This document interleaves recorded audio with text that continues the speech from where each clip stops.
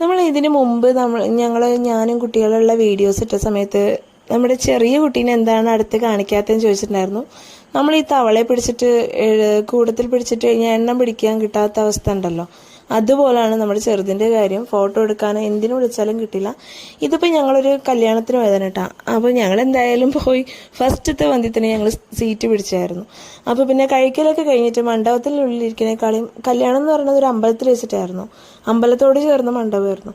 അപ്പോൾ കഴിക്കലൊക്കെ കഴിഞ്ഞ് അവിടെ ആൾത്തറുണ്ട്. അപ്പോൾ അതിലേക്ക് വന്നിരിക്കുന്ന സീനാണ് ഞാനും ചിക്കുവും കുട്ടികളും ഒക്കെ കൂടിയിട്ട്.